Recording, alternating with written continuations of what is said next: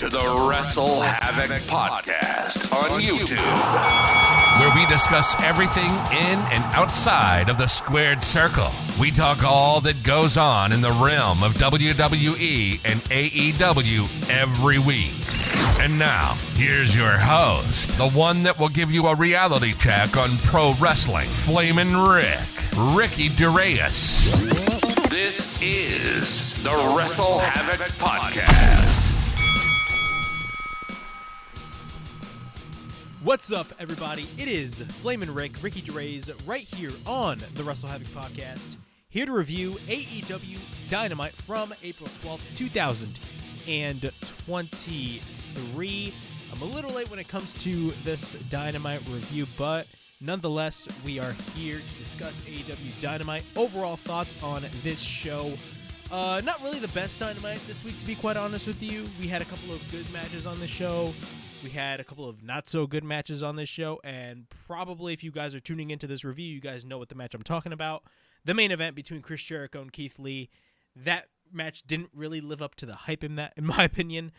We had Darby Allin versus Swerve Strickland, which I thought was a tremendous match. A fantastic promo segment with MJF and Darby Allin, also including Sting. Freaking awesome. Possibly teasing something down the line as well. We have other things like, of course, the continuation between the feud between the Elite and the Blackpool Combat Club. And could this be a scenario in which we are going to be getting blood and guts or anarchy in the arena? We're going to be talking about that later on as well. We also had the International Championship between Orange Cassidy and Buddy Matthews in a freaking banger of a match, in my opinion. It was a great match overall, and a lot of other stuff that happened on Dynamite, but to be honest, nothing really like amazingly special happened on this show.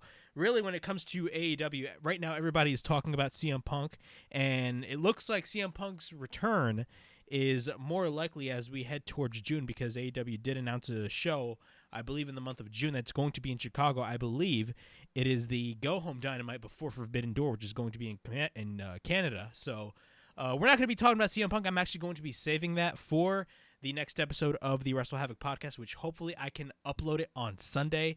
Hopefully, I pray to God that I actually end up doing it, because we have a lot to discuss on that episode. Drew McIntyre's in the news. CM Punk, of course, the new Saturday show. Apparently, it's going to be a 2-hour live show on TNT from 8 to 10. There's pros and cons to that. We're going to be talking about that on that show and a bunch more, but really, when it comes to the realm of AEW, everybody right now is talking about CM Punk. A lot of people want him back. There's some other people that don't want him back. I understand both sides, but my stance is, look, time heals all wounds. I personally want CM Punk to come back, but I also understand why people do not want CM Punk back, and there's pros and cons to the whole situation, but we're going to be saving that for the next episode of the WrestleHavoc Podcast.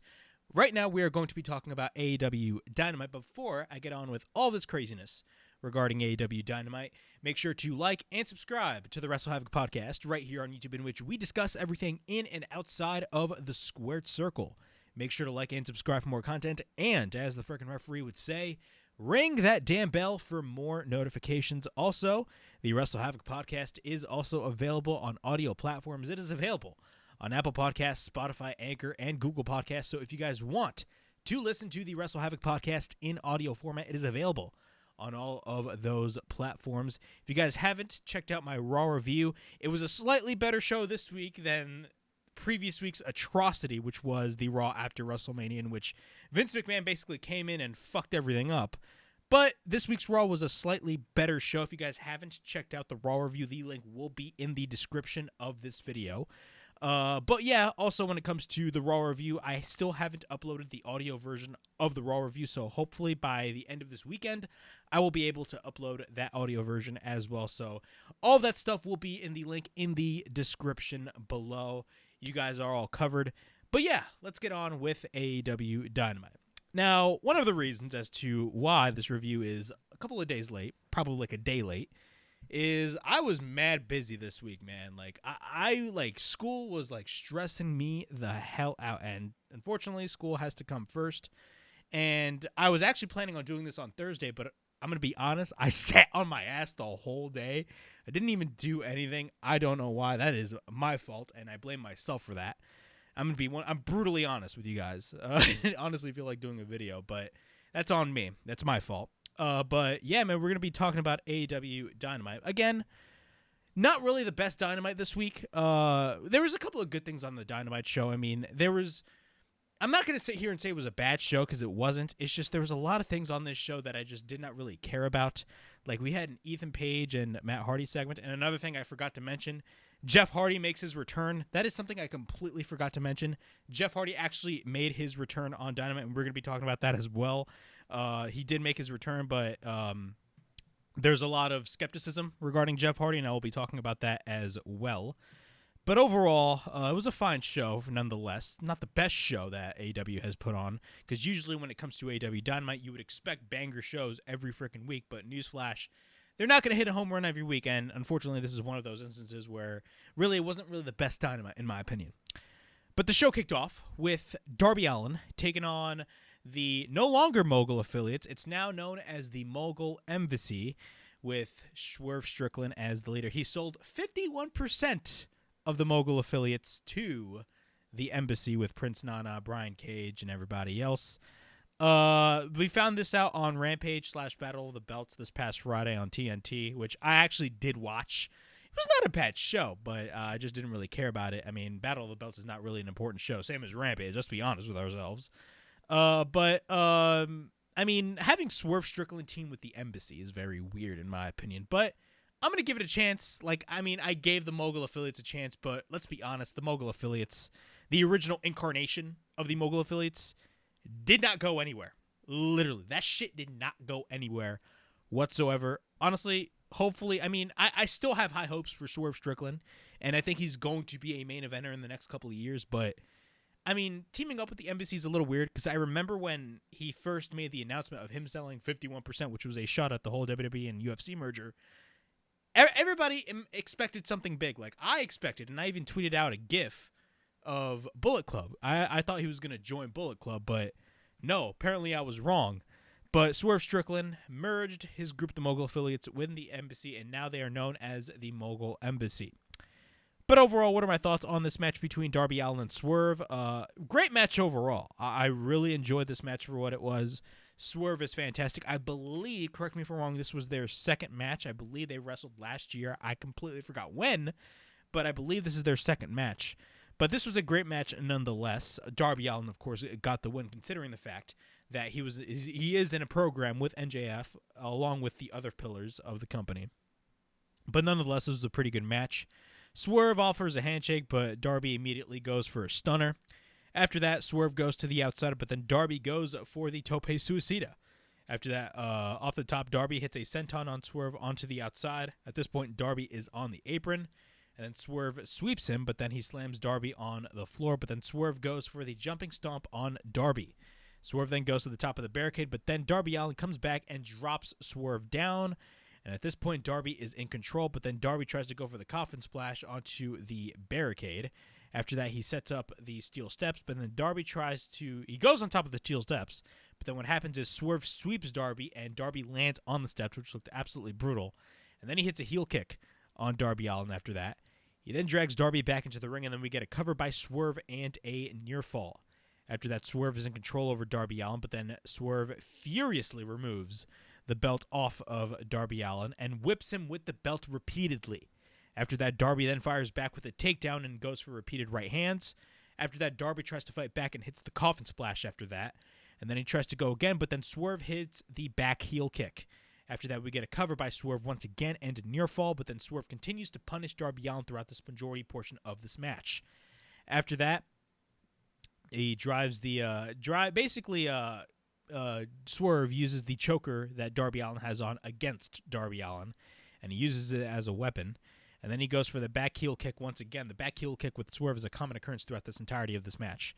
I am so tongue-tied. Jesus Christ, what the hell is wrong with my language? Darby is on the apron. We get a right hand by Swerve, but then Darby butts the head of Swerve.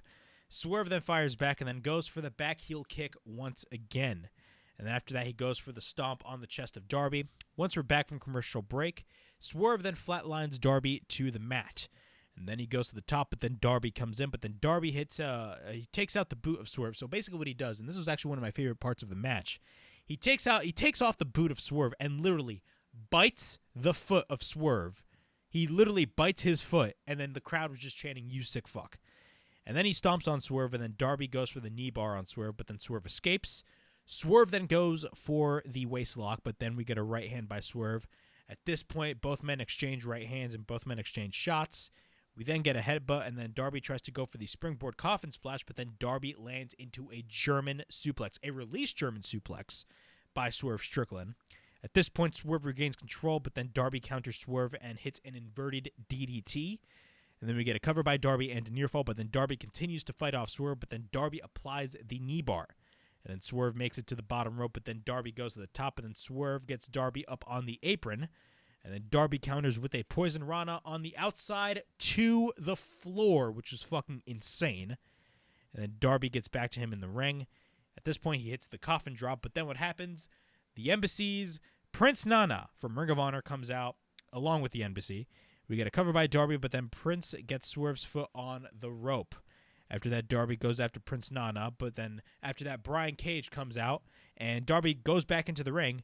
Swerve hits a kick on Darby, but then Swerve goes to the top. He then hits a stomp, but then Swerve sells his ankle. We then get a cover by Swerve and a near fall, but then Swerve goes for the waist lock. Then we get a stomp by Darby, but then he runs the ropes and gets swept by Brian Cage without the referee looking.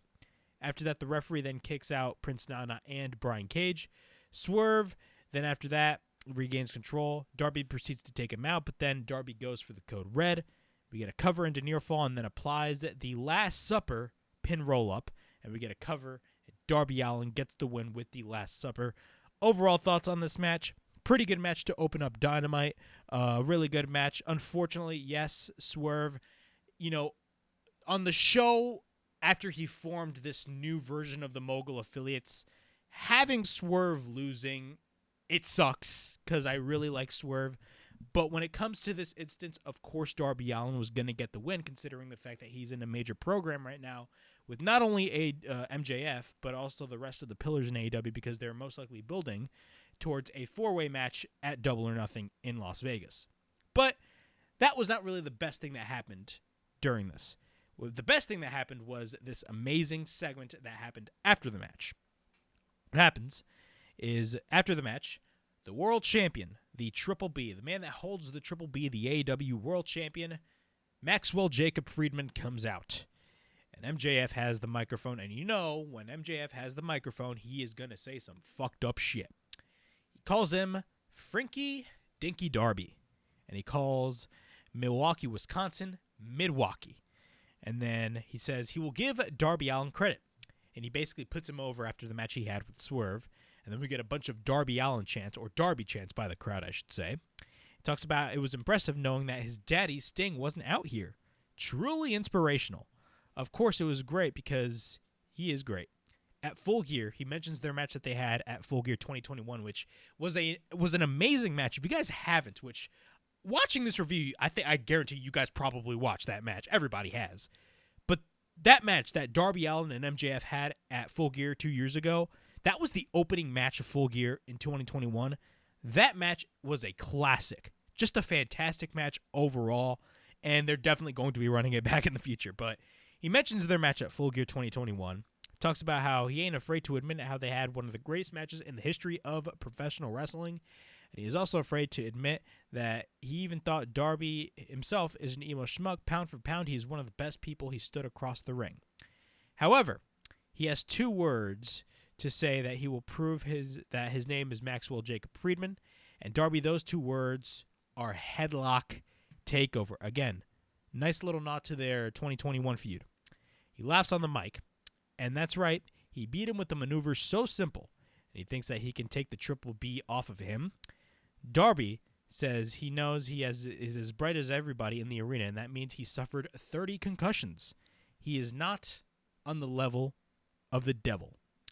After that, then Darby Allin immediately replies and asks MJF, is he happy? Is he happy? Are you happy, Max? Has everything that you have ever done in your life made you happy? He met him 6 years ago, wrestling in front of 30 people. He stated that when he makes it to national television, all of his problems will go away. He is here Nothing has changed. He is our world champion, and nothing has changed. He was exactly like him. He thought when he made it to national television that all of his problems would wash away, and he thought he would love his life, so he chased all of the material things of this world. And they are just that, material, and they do not mean a damn thing. He talks about how in his first year of AEW, he checked himself into therapy because he refused to be the guy that seemed happy on the inside but was dying on the inside. Therapy, you should check it out. Sometimes it's beautiful.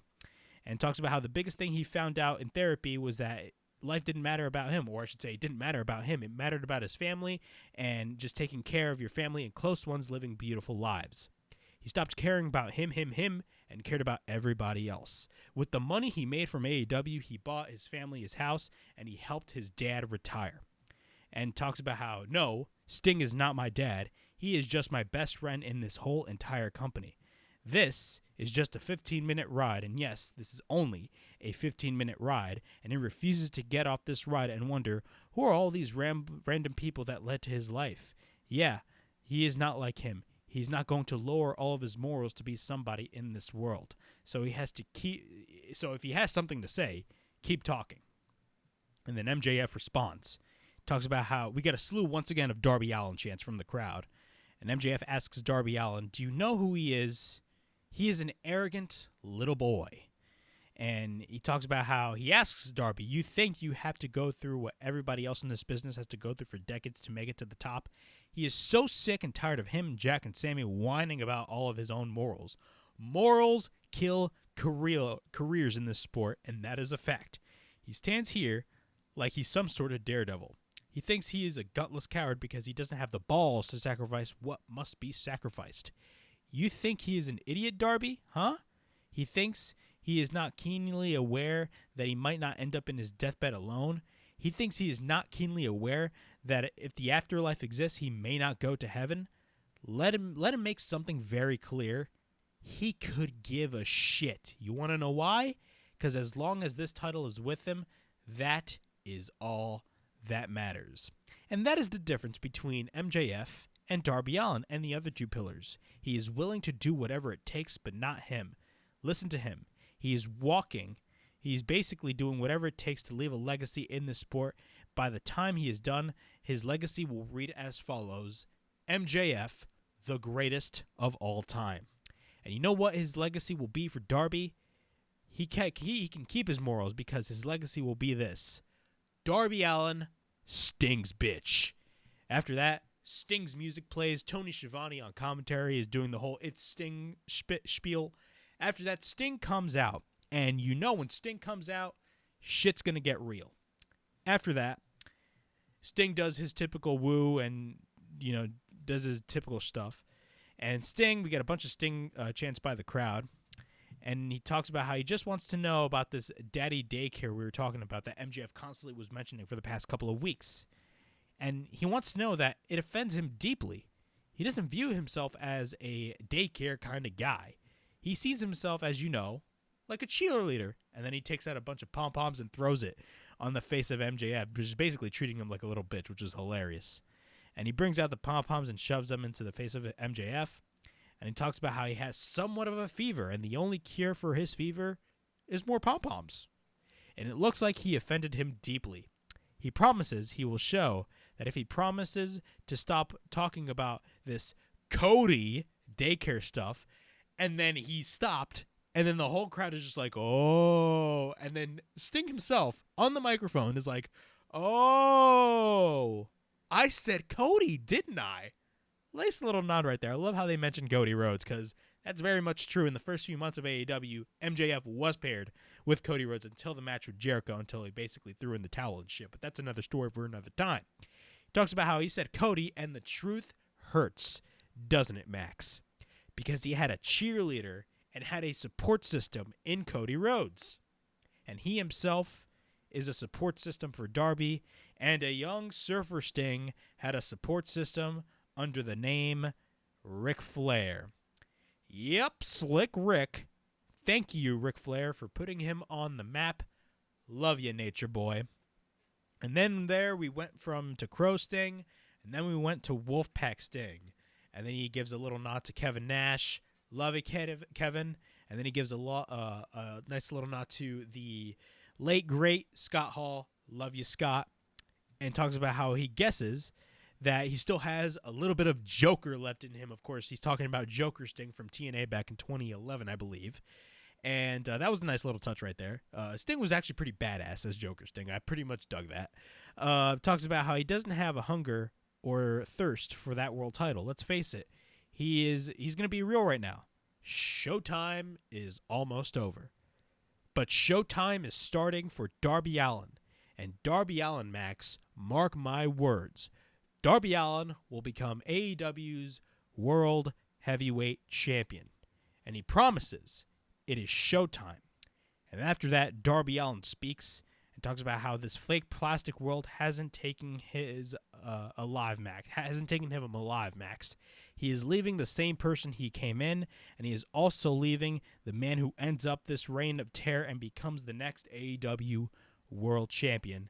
After that, MJF stares at Darby Allin and spits in the face, typical MJF of Darby Allin, and leaves the ring.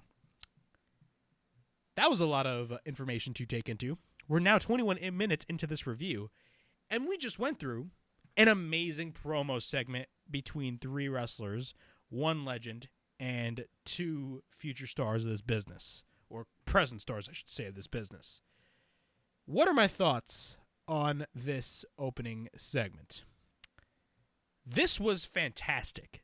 I absolutely loved everything about this segment. Everything about this segment, the involvement, of course, Darby Allin.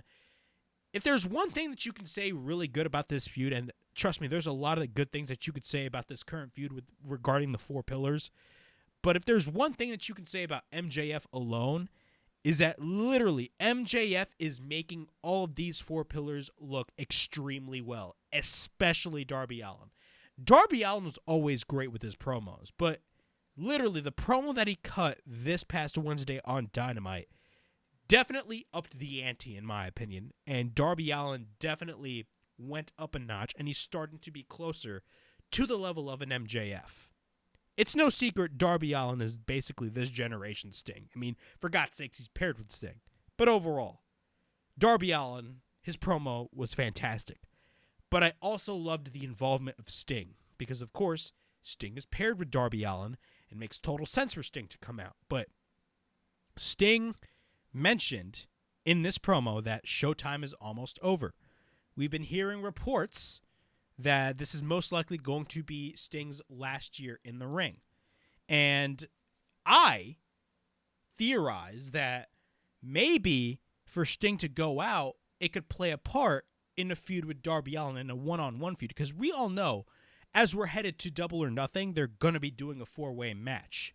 But I believe down the line, we're going to be getting a singles feud between both MJF and Darby Allin in which Sting is involved. AEW has their Wembley show happening. Could that be Sting's final match? We have absolutely no idea. But I feel like AEW is definitely planting the seeds early on. And I'm very much enjoying what they're doing. But overall, this was fantastic stuff. And I've said this right as soon as they started doing the whole, when they started doing this whole 4 pillars storyline. They're basically going for the slow build. I mean, literally, this build started in late March. Double or Nothing is in late May. They are going long term for like 3 months with this shit. And they are building slow and slow and slow, week by week by week. And that is what you need to build to a big match like this. First, they had the 4 pillars in the Rebar Mitzvah segment. Then they had the Jungle Boy and MJF thing. And now they have Darby Allin. They're going to go to Sammy Guevara. They're doing it one by one. And that is exactly what I like, because it gives each pillar, or I should say, MJF is literally in every one of them, but it gives the rest of the 3 pillars time to shine. And that is what you really want when it comes to booking a 4-way match. You want all those guys to shine. And that is exactly what they're doing in this build alone. And once they head to most likely the 4-way at Double or Nothing, they're definitely all going to shine. And that's the beauty of this whole feud. I'm absolutely excited. This shit's fucking awesome. Fantastic opening segment. Hats off to Darby Allin.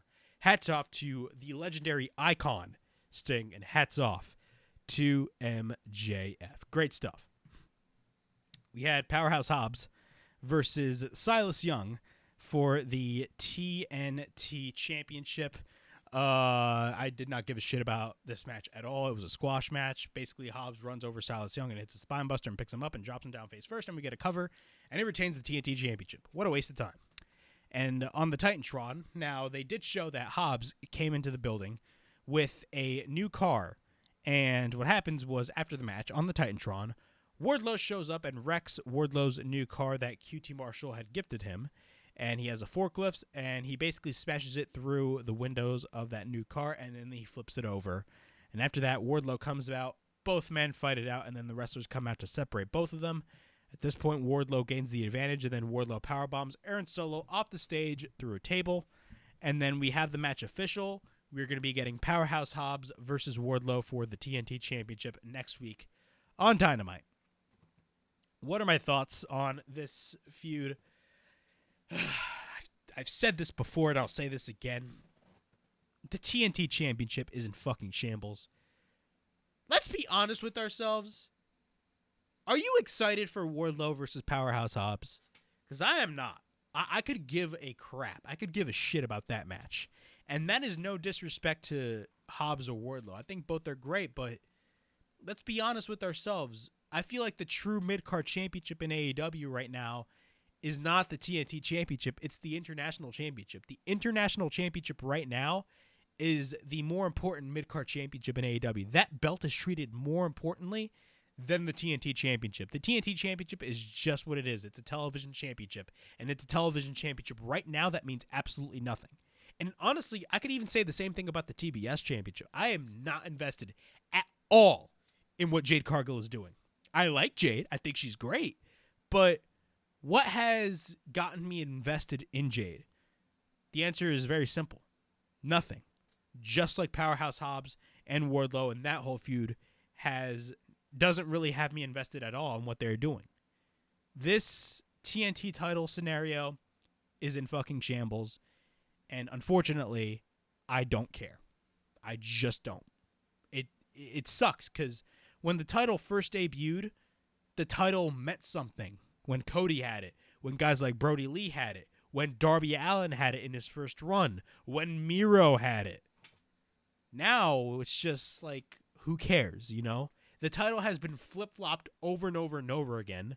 Scorpio Sky's run was god-awful last year, and it just went down the tubes since then. And honestly, let's be honest with ourselves. Do you honestly see this title going back to Wardlow? No. I mean, if Wardlow wins the title back, what is the whole point? I mean, he literally won the TNT Championship and lost it the next Dynamite after. Like, what is the point? Why are you flip-flopping the TNT Championship? This shit makes no goddamn sense. The TNT title situation is not good. Nobody cares about the TNT Championship, and unfortunately, and I say this so many times, man, AEW continues to butcher Wardlow badly. There's something about Wardlow that they constantly fuck up. I don't know what it is, but they just don't know how to book Wardlow. They just don't. They constantly just fuck up Wardlow on a weekly basis. Do you honestly think anybody cares about Wardlow at this point? Nobody. Because clearly, I don't care about Wardlow at this point. Do you honestly expect him to go into a feud with MJF for the world title? No, you don't. I don't even want him to go for the world title because of the way he's being booked. Nobody cares about Wardlow at this point. And it's not Wardlow's fault. It's the booking. Nobody cares about Wardlow at this point. I'm sorry. Just nobody does. And that's my little rant on the TNT title scenario. Nobody cares about this feud at all.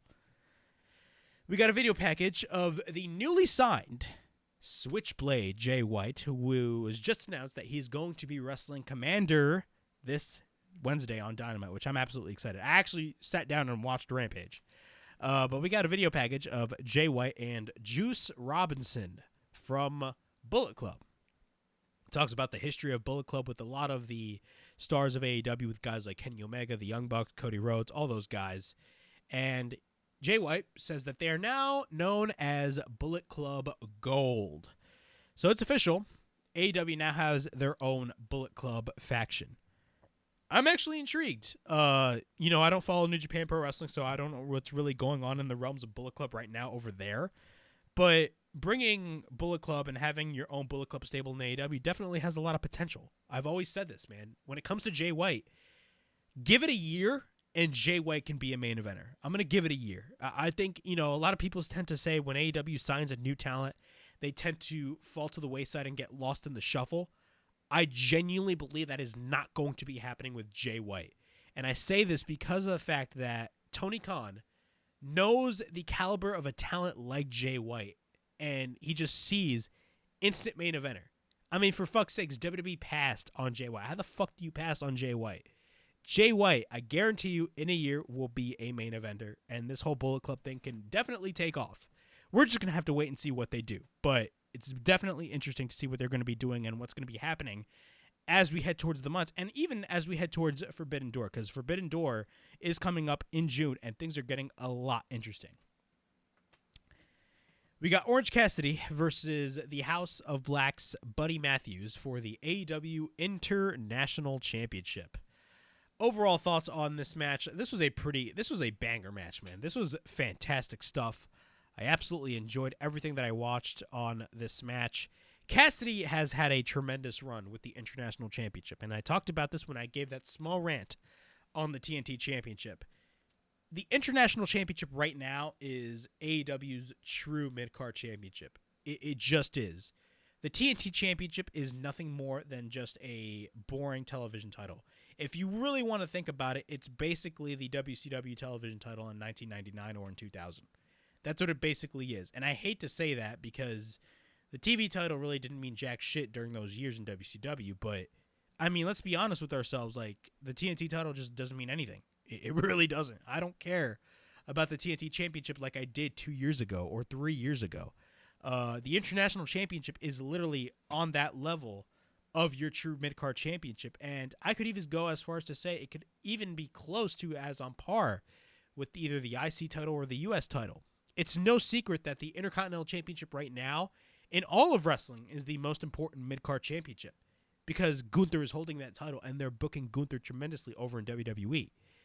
Orange Cassidy holding the International Championship, I've always stated, we got to start thinking about putting, lining up guys to possibly take the belt away from Cassidy, but man, we can't deny the run that Cassidy has had with that title. I mean, he's been defending that title every single week. And it's really solidifying the championship as definitely a prestigious and definitely a championship that definitely you as a viewer need to keep an eye on. And that's what I'm definitely enjoying about this International Championship. But let's go through this match very quickly. Cassidy goes for the head scissors on Buddy Matthews. Buddy goes to the outside, but then he comes back. Cassidy then gets he places his hands in his pockets, and then we get a drop kick by Cassidy taking Buddy to the outside. Cassidy then goes for a suicide dive, and then he takes Buddy back into the ring, but then Cassidy goes to the top. He goes for a dive and crossbody, but then gets caught, and then he tries to go for the powerbomb, but then Cassidy goes for the Hurricane Rana. Cassidy then hits the Tornado DDT, and then he hits the Orange Punch. And then Cassidy sells his hand after the Orange Punch, and this is a common occurrence throughout the entirety of this match because then Buddy Matthews is going to be targeting that hand. After that, Cassidy checks on Doc Samson, and then Matthews stomps on the injured hand of Orange Cassidy. During the break, Matthews continues to work on the fingers of Cassidy, but then once we're back from break, he boots Cassidy, and then he takes Cassidy to the top. At this point, both men fight it out, and then after that, he boots Matthews, and then... Jesus Christ. These allergies are killing me, man. Cassidy gets caught by Buddy Matthews. Cassidy then lands on his feet, and then he tries to go for the Tornado DDT. And then Buddy Matthews holds on, but then Cassidy sends Buddy down to the apron. And then after that, Buddy, later on in the match, I'm not going to go through everything. Buddy grabs him, but then Cassidy counters and hits a beach break onto the apron. At this point, both men are on the outside. They come back at the count of 9. And then both men exchange shots. We get repeated rights by Cassidy, but then we get a kick by Matthews. Matthews then hits a stomp onto the foot, and then he stomps and stands on the injured hand of Cassidy. After that, Buddy mocks Cassidy with his kicks, and then Cassidy places his hands in his pockets, basically trolling the shit out of this man. And after that, he immediately, Buddy Matthews knees the absolute living hell out of Orange Cassidy. After that, Cassidy goes for the Stunt Dog Millionaire. After that, Cassidy proceeds to motivate himself. Cassidy runs into a boot, but then Buddy goes to the top, and then Cassidy hits the elbow strike, but then Cassidy goes to the middle rope, but then Buddy Matthews picks him up, but then Orange Cassidy goes for a couple of elbows, but then Cassidy hits the Tornado DDT off the ropes. Then Cassidy goes for the Tornado DDT on the floor, but then once Buddy is back into the ring, he hits the diving DDT off the top. And then we get a cover by Cassidy and a near fall, but then Matthews counters the Orange Punch attempt with a furious knee. After that, Cassidy immediately goes for a roll-up, but then we get a near fall. Orange Punch by Cassidy once again. We get a cover by Cassidy and a near fall. And then Matthews wants to hit him. He's just daring him to hit him. And then Matthews wrenches Cassidy's wrist, and then he hits the knee. Cassidy then wants Matthews to hit him, so he's basically returning the favor. After that, he drops him down, but then Buddy sees the Orange Punch attempts, and then he hits the curve stomp. And then we get a cover by Buddy Matthews and a near fall, but then Cassidy applies the mousetrap, but then we get a cover by Cassidy, and he retains the AEW International Championship. Overall thoughts on this match. Very good match between Orange Cassidy and Buddy Matthews. Again, the International Championship is honestly now known as AEW's, in my opinion at least, AEW's true mid-card championship. It just is. It feels more important. It's not hot-shotted constantly. It's not literally getting played hot potato constantly like the TNT Championship. It's just treated more importantly, and it has more value right now. And that all has to do with Orange Cassidy. Now, I talk about this every week when Orange Cassidy defends his championship. We really need to start talking about potential suitors to take the belt off of Orange Cassidy, because there's a lot of potential guys to take the belt off of Cassidy. A lot of people are saying maybe Malachi Black, Konosuke Takeshita. Where has he been? We do not know, but Konosuke Takeshita could be a possibility. You know, there's a lot of different possibilities we could see, man, but interesting stuff, man. I'm definitely intrigued when it comes to Orange Cassidy and the international title. We get a great video package once again for the second week in a row of Christian Cage and the new and improved Luchasaurus. And Christian Cage says one small line, some things have changed. What does that imply? We have absolutely no idea. Best friends in Orange Cassidy in a backstage interview. They talk about how he is still the champ on the run of his life, and it makes both of them jealous. But none to fear, they challenge the newly crowned IWGP Tag Team Champions, Kyle Fletcher and Mark Davis from the United Empire Aussie Open on Rampage, which I did watch, but I actually missed the opening match, which was Best Friends versus Aussie Open for the IWGP Tag Titles. I heard the match was really good. I missed the match considering the fact that Rampage actually started early, immediately after the NBA, and I was still watching SmackDown, and I was watching Riddle versus Solo Sikoa. But overall, this was, I heard the match was very good, so I'm probably going to have to go back and watch that match. But after that, we get Ethan Page in the ring.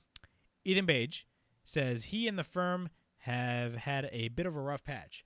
Man, how has the Firm fallen, man? They immediately made their debut, like the group itself, not the wrestlers, just the group itself. They made their debut back at All Out in 2022 of last year, helping MJF win the chip. And then all of a sudden, you know, they basically turn on MJF, and then they literally fallen down a cliff, man. Who gives a shit about the Firm? Nobody. It's amazing how you just drop the ball with the group. But let's be honest, I mean, the Firm really didn't amount to nothing. Nobody cared about the Firm. Matt Hardy cracked him over the head with the FTW title and cost him the match. He talks about how Hook beat the living crap out of Stokely Hathaway, and he is still injured. And there's still a whole contract situation, but it's been a mess. He hasn't been able to tan or get his hair cut, and yes, he woke up and threw gel in his hair, and he still looks 10 times better than all of these disgusting Milwaukee hillbillies. But he needs answers. Why did Matt do this to him? Why did Matt not allow him to win the FTW Championship? Also, what moron puts that in the contract? What did he put in the contract? He wants answers right now, and he calls out Matt Hardy. And then Isaiah Cassidy, with his beautiful moans, he comes out, and him and Matt Hardy come out, and Cassidy says no one played him. He played himself. That's facts. Come on, Ethan. He's been wrestling for a long time, and you have to read the fine print before you sign any contract, says Matt, and says, yes, he did manipulate him to become his best friend, because he is the biggest hole in the ass he's ever met in his life, and he treated himself and Private Party like trash. And the contract said, if Hook defeats him, then Matt Hardy and Private Party are no longer under the dominion of the firm. He gets to choose the next match and the stipulation is when they win, then Matt Hardy is no longer under contract with the firm. And then Paige says that there's more than him and Stokely in the firm. And then what happens? Big Bill, W. Morrissey, and Lee Moriarty come out and attack both Ethan Page and Isaiah Cassidy. Hook then comes out, who is the current FTW champion. We got a couple of body shots on Big Bill. And then Hook tries to hit the T-bone, but then Ethan Page comes in. And then the heels gain the numbers advantage. And whose music plays? Jeff Hardy's music plays. Everybody freaks out. And then he hits the Twist of Fate on, I believe it was Lee Moriarty. And then he goes to the top. He hits a beautiful Swanton Bomb. And then both Hardys hug it out. And we officially get, once again, the Hardy Boys reunion in AEW. So what are my thoughts on Jeff Hardy officially coming back after 9 months of supposedly, which I genuinely believe, getting better after his DUI arrest from last year? I honestly don't know what to think. It's pretty much safe to say when Jeff Hardy went to AEW, I just feel like the matches that he had, I mean, Jeff Hardy was beating himself constantly in the matches that he had last year, and he had a lot of singles matches. One match that I can immediately recall was the match that he had with Darby Allin. I believe it was one of the matches in the Owen Hart Cup tournament. And I remember, just the beatings that Jeff Hardy would take, and just like, dude, this guy just does not look good shape-wise or in-ring-wise. And it definitely showed in the match that the Hardys had with the Young Bucks last year at Double or Nothing. I mean, clearly Jeff Hardy was just not good at all. He was not in the best shape, and there was something up. And then all of a sudden, of course, a month later or less than a month later, the whole DUI arrest happened. And we came on here. Well, I didn't come here, but a lot of podcasters, and unfortunately this is true. How many chances does Jeff Hardy need? Because Jeff Hardy is the type of wrestler that has been given chance after chance after chance after chance after chance after chance after chance. It's no secret. Jeff Hardy has a history of having these problems. And look, addiction, it's a tough battle, man. People deal with addiction all the time. I understand it. But again, how many times does Jeff Hardy have to go through this stuff? This is not an AEW thing or WWE thing. This was a common occurrence with Jeff Hardy throughout his whole career when he was in WWE, when he was in TNA. Who can forget Victory Road 2011? Everybody knows that. WWE, his last run in the WWE. I mean, multiple DUI arrests. Now it's happening in AEW. I'm going to give Jeff Hardy a chance. I think at the end of the day, we just need to give them a chance no matter how long, just how many times he fucks up. And look, I get it. He fucks up so many times, but again, these problems are very difficult to overcome. And Jeff Hardy, unfortunately, is one of those instances. But I will say this. Jeff Hardy did look great. He did look very good. And hopefully he sobers up at this point. Because, I genuinely believe this is going to be Jeff Hardy's last chance.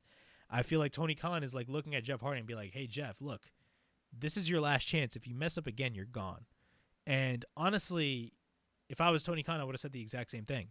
I feel like this is a chance for Jeff Hardy to prove himself why he belongs here and why he is who he is.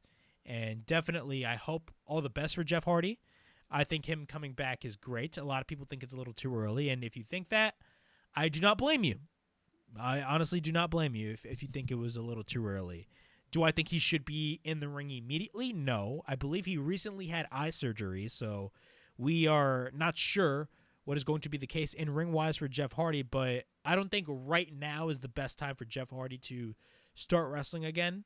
I think we should wait maybe a couple of more months until Jeff Hardy fully recovers after that eye surgery. But again, how many chances has Jeff Hardy had? He's had a lot of chances. Let's be honest with ourselves. He's had a lot of chances.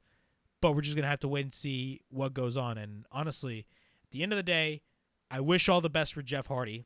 And that's all I'm going to say about that. We had a Kenny Omega interview earlier today. He thanks everybody. He thanks all the doctors. And he talks about how he speaks to the Young Bucks every day. They promised each other that they would take care of this BCC problem every day. It's wrestling. It's commonplace.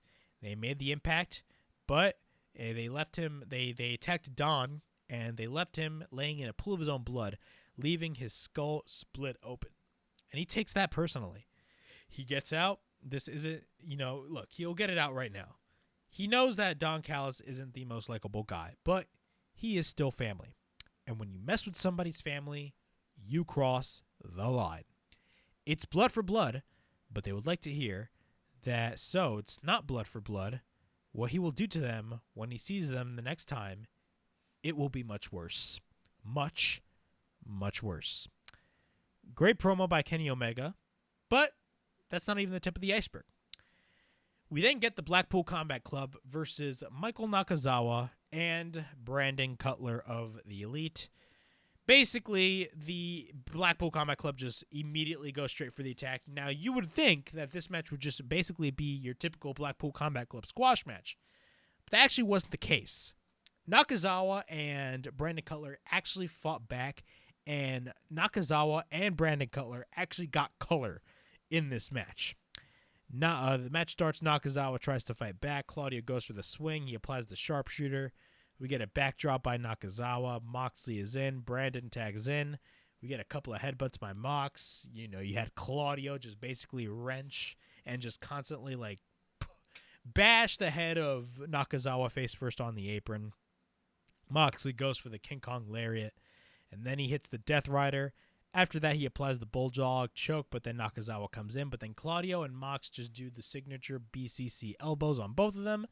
After that, the referee rings the bell, and then Moxley gets the mic. He says, "Where's the Young Bucks? Where's the Cowboy? They're still at the hospital." Yeah, they're still at the hospital. And what happens? Kenny Omega comes out. And then what happens after that? When Kenny Omega's walking down the ring, the Young Bucks finally make their return after getting attacked and being sent to the hospital a couple weeks ago on Dynamite. And they superkick Moxley and Claudio from behind. After that, they beat down Moxley. The Bucks and Kenny Omega hit the BTE trigger. After that, Omega gets a box. But what happens is, instead of Omega hitting Moxley with the box, what happens? Matt Jackson stops him, and this was a great nod. And I didn't realize this until I went to social media and somebody brought it up. Matt gives Kenny Omega a screwdriver. Of course, that is a nod to what happened a couple of weeks ago, when I believe it was last week, when they basically took out Hangman Page and stabbed him in the eye with the screwdriver. But what happens is Omega was going to basically do the same thing to Jon Moxley, just like what just like what Bryan Danielson did to him last week, or on Hangman Page last week. And what basically he did was Kenny Omega ran towards the corner, but then Moxley retreated to the outside, and literally Omega just stabbed the turnbuckle pad. And I didn't realize this, but I actually, somebody mentioned this on Twitter, that this is actually a nod to the Lights Out match that both Kenny Omega and Jon Moxley had back at Full Gear in 2019. Yeah, that was a while ago. But, yeah, man, long-term storytelling. You love to see it. Fantastic stuff. But I love the nod that they gave right there, and this feud is far from over, and I'm definitely interested to see what they're going to be doing with this, because honestly, if you think about it, this feud right here definitely has the chances of possibly being one of AEW's best stories, in my opinion. I genuinely believe that, and not only that, just the possibilities of what we could be possibly seeing in the next couple of months, regarding this feud, or even after this feud is over with CM Punk.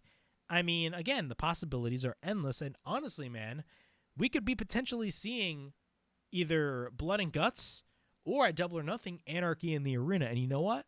I'm fucking down for that, man. I'm super excited, and this feud has just gotten better and better and better week by week by week.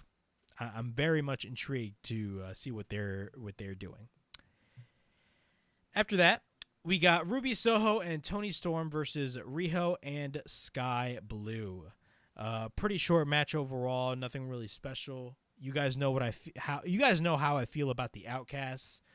The Outcasts are not really an important part right now when it comes from me and AEW. I'm just not invested at all in what the Outcasts are doing.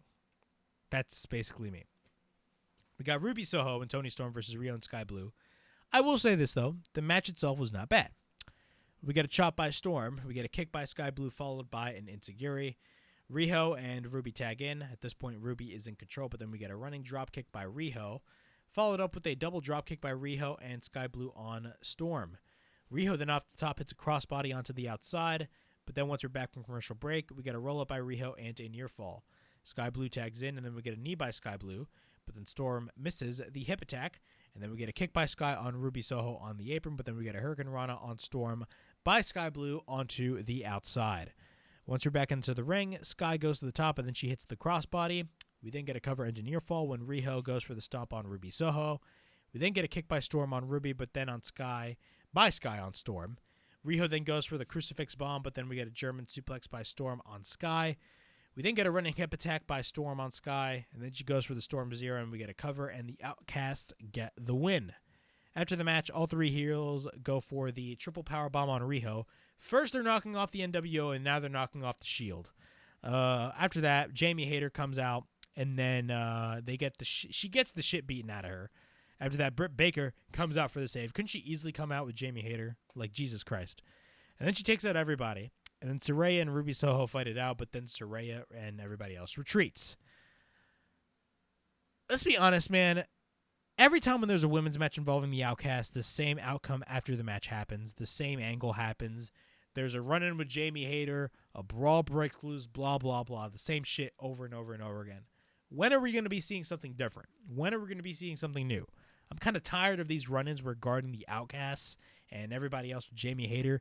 Give me something special that gets me intrigued and invested with this feud, because I'm going to be honest, I'm not invested in this storyline whatsoever. And I like Saraya. I like Toni Storm. I like Ruby Soho. I love Jamie Hayter. I love Britt Baker. But this feud ain't doing it for me. I can remember when they first had this group form, everybody was like, oh my God, this is the feud to, skyrocket the AEW women's division. I genuinely believe we're back in square one when it comes to the women's division, and that's not a good thing. That's honestly not a good thing, and I'm not really intrigued to see what they are doing, man. Like, this feud is just not doing it for me. And I said this before, but maybe in the next couple of months they do something that actually does intrigue me. But right now, it's not that time. The same thing like I said about Cody Rhodes.